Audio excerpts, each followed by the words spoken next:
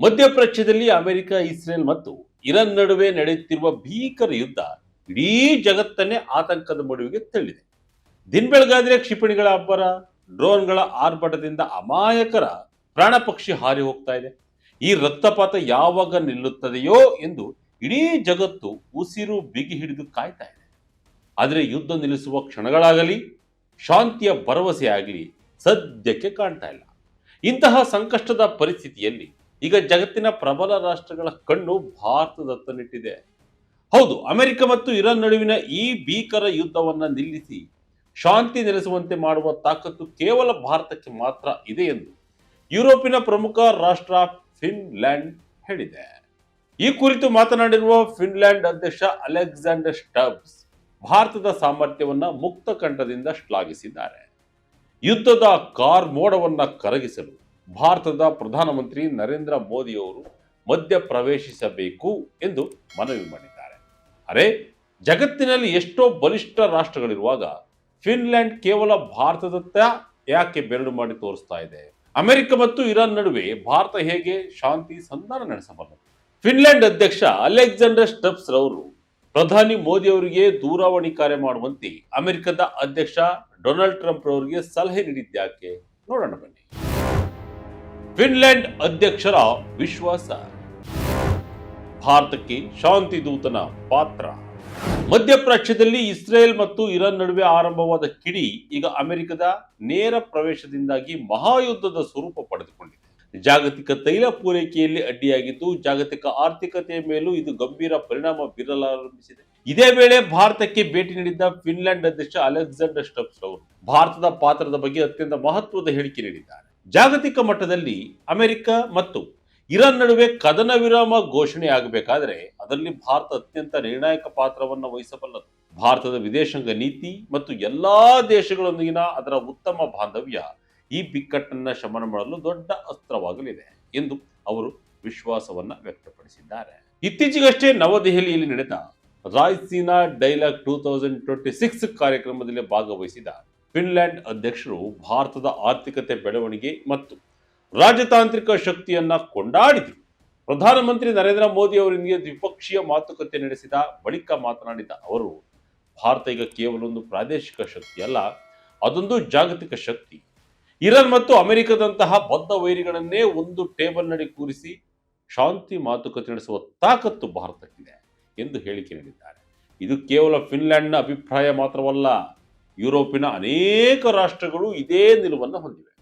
ಪಾಶ್ಚಿಮಾತ್ಯ ದೇಶಗಳು ಇರಾನ್ ಅನ್ನ ಒಂಟಿ ಮಾಡಲು ನೋಡುತ್ತಿದ್ರೆ ಭಾರತ ಮಾತ್ರ ಇರಾನ್ ಜೊತೆಗೂ ಅತ್ಯುತ್ತಮ ಸಂಬಂಧವನ್ನ ಕಾಯ್ದುಕೊಂಡಿದೆ.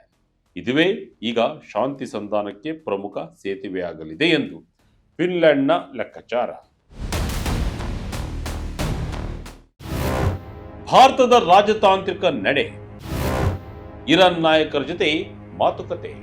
ಫಿನ್ಲ್ಯಾಂಡ್ ಅಧ್ಯಕ್ಷರ ಹೇಳಿಕೆ ಕೇವಲ ಗಾಳಿಯಲ್ಲಿ ಗುಂಡು ಹಾರಿಸಿದಂತಿಲ್ಲ. ಯಾಕೆಂದ್ರೆ ಭಾರತ ಈಗಾಗಲೇ ತೆರೆಮರೆಯಲ್ಲಿ ಶಾಂತಿ ಸ್ಥಾಪನೆಗಳ ಯತ್ನಗಳನ್ನ ಭರದಿಂದ ಆರಂಭಿಸಿದೆ. ಮಧ್ಯಪ್ರಾಚ್ಯದಲ್ಲಿ ಯುದ್ಧದ ತೀವ್ರತೆ ಹೆಚ್ಚಾಗ್ತಿದ್ದಂತೆ ಭಾರತದ ವಿದೇಶಾಂಗ ವ್ಯವಹಾರಗಳ ಸಚಿವ ಎಸ್ ಜೈಶಂಕರ್ ಅವರು ಇರಾನ್ ವಿದೇಶಾಂಗ ಸಚಿವ ಸೈಯದ್ ಅಬ್ಬಾಸ್ ಅರಕ್ಚಿ ಅವರೊಂದಿಗೆ ದೂರವಾಣಿ ಮೂಲಕ ಸುದೀರ್ಘ ಮಾತುಕತೆಯನ್ನ ಮಾಡಿದ್ದಾರೆ. ಈ ವೇಳೆ ಇರಾನ್ ತನ್ನ ಅಳಲನ್ನ ಭಾರತದ ಮುಂದೆ ತೋಡಿಕೊಂಡಿದೆ. ಅಮೆರಿಕ ಮತ್ತು ಇಸ್ರೇಲ್ನ ಆಕ್ರಮಣಕಾರಿ ನೀತಿಗಳೇ ಈ ಯುದ್ಧಕ್ಕೆ ಮೂಲ ಕಾರಣ. ನಾವು ಕೇವಲ ಸಾರ್ವಭೌಮತ್ವದ ರಕ್ಷಣೆಗಾಗಿ ಹೋರಾಡುತ್ತಿದ್ದೇವೆ ಎಂದು ಇರಾನ್ ಭಾರತಕ್ಕೆ ಸ್ಪಷ್ಟಪಡಿಸಿದೆ. ಇದಾದ ಬೆನ್ನಲ್ಲೇ ಸ್ವತಃ ಪ್ರಧಾನಮಂತ್ರಿ ನರೇಂದ್ರ ಮೋದಿ ಅವರು ಇರಾನ್ ಅಧ್ಯಕ್ಷ ಮಸೂದ್ ಪೆಜೆಶ್ಕಿಯಾನ್ ಅವರೊಂದಿಗೆ ದೂರವಾಣಿ ಕರೆಯಲ್ಲಿ ಮಾತನಾಡಿದ್ದಾರೆ. ಯುದ್ಧದಿಂದ ಉಂಟಾಗುತ್ತಿರುವ ಪ್ರಾಣಹಾನಿ ಮತ್ತು ಜಾಗತಿಕ ಬಿಕ್ಕಟ್ಟಿನ ಬಗ್ಗೆ ಕಳವಳ ವ್ಯಕ್ತಪಡಿಸಿರುವ ಮೋದಿ, ಮಿಲಿಟರಿ ಸಂಘರ್ಷದಿಂದ ಯಾವುದೇ ಸಮಸ್ಯೆಗೆ ಶಾಶ್ವತ ಪರಿಹಾರ ಸಿಗಲು ಸಾಧ್ಯವಿಲ್ಲ. ಮಾತುಕತೆ ಮತ್ತು ರಾಜತಾಂತ್ರಿಕತೆ ಮಾತ್ರವೇ ಶಾಂತಿಗೆ ಇರುವ ಏಕೈಕ ಮಾರ್ಗ ಎಂದು ಪ್ರತಿಪಾದಿಸಿದ್ದಾರೆ. ಫಿನ್ಲ್ಯಾಂಡ್ ಅಧ್ಯಕ್ಷರೊಂದಿಗೆ ಜಂಟಿ ಸುದ್ದಿಗೋಷ್ಠಿಯಲ್ಲೂ ಪ್ರಧಾನಿ ಮೋದಿ ಇದೇ ಮಾತನ್ನ ಪುನರುಚ್ಚರಿಸಿದ್ದರು. ಉಕ್ರೇನ್ ಆಗಲಿ ಅಥವಾ ಮಧ್ಯಪ್ರಾಚ್ಯವಾಗಿರಲಿ, ಭಾರತ ಸದಾ ಯುದ್ಧದ ವಿರುದ್ಧವಾಗಿದೆ ಮತ್ತು ಶಾಂತಿಯ ಪರವಾಗಿದೆ ಎಂಬುದನ್ನು ವಿಶ್ವಕ್ಕೆ ಮತ್ತೊಮ್ಮೆ ಸಾರಿ ಹೇಳಿದ್ದಾರೆ. ಈ ಮೂಲಕ ಭಾರತವು ಇರಾನ್ ಮತ್ತು ಅಮೆರಿಕ ನಡುವೆ ಸಂದೇಶವಾಹಕವಾಗಿ ಶಾಂತಿ ಸಂಧಾನದ ಪ್ರಕ್ರಿಯೆಗೆ ಅಧಿಕೃತವಾಗಿ ನಾಂದಿ ಹಾಡಿದೆ. ಅಮೆರಿಕ ಇರಾನ್ಗೆ ಭಾರತವೇ ಸೇತುವೆ, ಮೋದಿಗೆ ಕಾಲ್ ಮಾಡ್ತಾರ ಟ್ರಂಪ್. ಹಾಗಾದ್ರೆ ಇಡೀ ಜಗತ್ತು ಶಾಂತಿಗಾಗಿ ಭಾರತವನ್ನು ಯಾಕೆ ನೆಚ್ಚಿಕೊಂಡಿದೆ? ಇದಕ್ಕೆ ಪ್ರಮುಖ ಕಾರಣ ಭಾರತದ ತಟಸ್ಥ ಮತ್ತು ಸ್ವಾತಂತ್ರ್ಯ ವಿದೇಶಾಂಗ ನೀತಿ. ಒಂದು ಕಡೆ ಅಮೆರಿಕದಂತಹ ಸೂಪರ್ ಪವರ್ ರಾಷ್ಟ್ರದ ಜೊತೆ ಭಾರತ ಅತ್ಯಂತ ಆಪ್ತ ಮಿತ್ರತ್ವ ಹೊಂದಿದೆ. ವ್ಯಾಪಾರ, ರಕ್ಷಣೆ ಮತ್ತು ತಂತ್ರಜ್ಞಾನ ವಲಯದಲ್ಲಿ ಅಮೆರಿಕ ಭಾರತದ ಬಾಂಧವ್ಯ ಈಗ ಸುವರ್ಣ ಯುಗದಲ್ಲಿದೆ. ಮತ್ತೊಂದೆಡೆ ಇರಾನ್ ಜೊತೆಗೂ ಭಾರತ ಐತಿಹಾಸಿಕ ಮತ್ತು ಸಾಂಸ್ಕೃತಿಕ ಸಂಬಂಧಗಳನ್ನು ಹೊಂದಿದೆ. ಇರಾನ್ನ ಚಬಹಾರ್ ಬಂದರು ಅಭಿವೃದ್ಧಿಯಲ್ಲಿ ಭಾರತ ಕೋಟ್ಯಾಂತರ ರೂಪಾಯಿ ಹೂಡಿಕೆ ಮಾಡಿದೆ. ಅಲ್ಲದೆ ಮಧ್ಯಪ್ರಾಚ್ಯದಿಂದ ಭಾರೀ ಪ್ರಮಾಣದಲ್ಲಿ ಕಚ್ಚಾ ತೈಲವನ್ನ ಆಮದು ಮಾಡಿಕೊಳ್ಳುವ ದೇಶಗಳಲ್ಲಿ ಭಾರತವು ಒಂದು. ಹೀಗಾಗಿ ಇರಾನ್ ಕೂಡ ಭಾರತದ ಮಾತಿಗೆ ಬೆಲೆ ಕೊಡುತ್ತದೆ ಮತ್ತು ಅಮೆರಿಕ ಕೂಡ ಭಾರತವನ್ನ ವಿಶ್ವಾಸಕ್ಕೆ ತೆಗೆದುಕೊಳ್ಳುತ್ತೆ. ಹೀಗಾಗಿ ಫಿನ್ಲೆಂಡ್ ಅಧ್ಯಕ್ಷರು ಹೇಳಿದಂತೆ ಡೊನಾಲ್ಡ್ ಟ್ರಂಪ್ ರವರು ಪ್ರಧಾನಿ ಮೋದಿ ಅವರಿಗೆ ಕಾಲ್ ಮಾಡಿದರೂ ಅಚ್ಚರಿ ಇಲ್ಲ. ಈ ಎರಡು ಬದ್ಧ ವೈರಿಗಳ ಜೊತೆ ಏಕಕಾಲದಲ್ಲಿ ಉತ್ತಮ ಬಾಂಧವ್ಯ ಹೊಂದಿರುವ ವಿಶ್ವದ ಕೆಲವೇ ದೇಶಗಳಲ್ಲಿ ಭಾರತ ಮುಂಚೂಣಿಯಲ್ಲಿದೆ. ರಷ್ಯಾ ಉಕ್ರೇನ್ ಯುದ್ಧದ ಸಂದರ್ಭದಲ್ಲೂ ಪುಟಿನ್ ಮತ್ತು ಜೆಲೆನ್ಸ್ಕಿ ಇಬ್ಬರೊಂದಿಗೂ ಮುಕ್ತವಾಗಿ ಮಾತನಾಡಿ ಶಾಂತಿಯ ಸಂದೇಶ ಸಾರಿದ ಏಕೈಕ ನಾಯಕ ಅಂದರೆ ಅದು ಭಾರತದ ಪ್ರಧಾನಮಂತ್ರಿ ನರೇಂದ್ರ ಮೋದಿ. ಈಗ ಅದೇ ತಂತ್ರವನ್ನ ಮಧ್ಯಪ್ರಾಚ್ಯದಲ್ಲೂ ಪ್ರಯೋಗಿಸುವಂತೆ ಜಾಗತಿಕ ನಾಯಕರು ಭಾರತವನ್ನ ಒತ್ತಾಯಿಸುತ್ತಿದ್ದಾರೆ. ಇರಾನ್ ಕೂಡ ಭಾರತದ ಮಧ್ಯಸ್ಥಿಕೆಯನ್ನ ಸ್ವಾಗತಿಸುವ ಸಾಧ್ಯತೆಗಳಿವೆ. ಯಾಕೆಂದ್ರೆ ಪಾಶ್ಚಿಮಾತ್ಯ ದೇಶಗಳ ಮಧ್ಯಸ್ಥಿಕೆಯನ್ನ ಇರಾನ್ ಎಂದಿಗೂ ನಂಬಲ್ಲ. ಆದರೆ ಭಾರತ ವಿಶ್ವಮಿತ್ರ ಎನ್ನುವ ಇಮೇಜ್ ಇರಾನ್ಗೆ ಒಂದು ದೊಡ್ಡ ಭರವಸೆ ಮೂಡಿಸಿದೆ. ಶಾಂತಿಯ ಹಾದಿಯಲ್ಲಿ ಮುಂದೇನು? ಮೋದಿ ಮಾತು ಕೇಳಲಿದೆಯಾ ಜಗತ್ತು? ಮಧ್ಯಪ್ರಾಚ್ಯದ ಬಿಕ್ಕಟ್ಟು ಕೇವಲ ಆ ಭಾಗಕ್ಕೆ ಮಾತ್ರ ಸೀಮಿತವಾಗಿಲ್ಲ.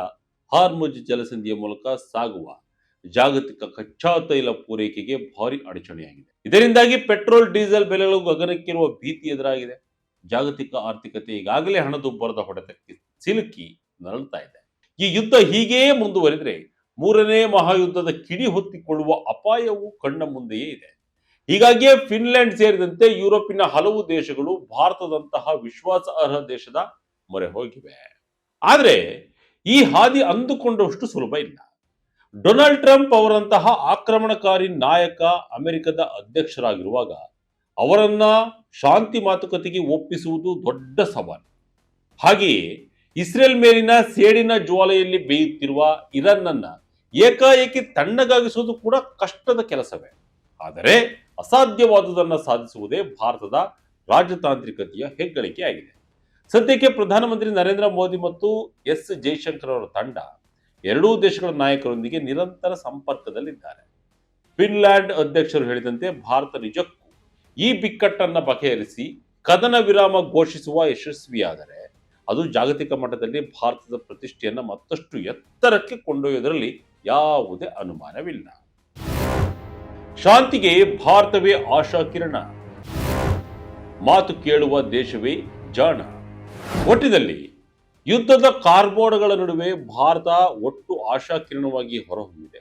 ಯುದ್ಧದಿಂದ ಸದ್ಯಕ್ಕೆ ಬಗೆಹರಿಯಲ್ಲ, ಬುದ್ಧನ ಮಾರ್ಗವೇ ನಮಗೆ ಆದರ್ಶ ಎಂದು ಸಾರುತ್ತಿರುವ ಭಾರತದ ಕೂಗಿಗೆ ಅಮೆರಿಕ ಮತ್ತು ಇರಾನ್ ಒಗ್ಗೂಡುತ್ತವೆಯೇ? ಪ್ರಧಾನಿ ಮೋದಿಯವರ ಶಾಂತಿಯ ಮಂತ್ರ ಮಧ್ಯಪ್ರಾಚ್ಯದಲ್ಲಿ ಕೆಲಸ ಮಾಡಲಿದೆಯೇ ಎಂಬುದನ್ನು ಕಾದು ನೋಡಬೇಕಿದೆ. ಯುದ್ಧ ಭೂಮಿಯಲ್ಲಿ ಗುಂಡುಗಳು ಹಾರುವ ಬದಲು ಆದಷ್ಟು ಬೇಗ ಶಾಂತಿ ಮಾತುಕತೆಯ ಮೇಜಿನ ಮೇಲೆ ಪರಿಹಾರ ಸಿಗಲಿ ಎಂಬುದೇ ಇಡೀ ಜಗತ್ತಿನ ಆಶಯವಾಗಿದೆ. ಈ ನಿಟ್ಟಿನಲ್ಲಿ ಭಾರತ ನಿರ್ವಹಿಸಬೇಕಾದ ಪಾತ್ರದ ಕುರಿತು ಫಿನ್ಲೆಂಡ್ ಸೇರಿದಂತೆ ಜಗತ್ತಿನ ಹಲವು ರಾಷ್ಟ್ರಗಳು ಒತ್ತಿ ಹೇಳುತ್ತಿರುವುದು ನಿಜಕ್ಕೂ ಹೆಮ್ಮೆಯ ಸಂಗತಿಯಾಗಿದೆ. ಇದಾಗಿತ್ತು ಈ ಕ್ಷಣದ ಇಂಟ್ರೆಸ್ಟಿಂಗ್ ಸ್ಟೋರಿ. ಇದೇ ರೀತಿಯ ಸ್ಟೋರಿಗಾಗಿ Vijaya Karnataka website, YouTube page, Facebook page follow ಮಾಡ್ತಾ ಇರಿ. ಧನ್ಯವಾದಗಳು.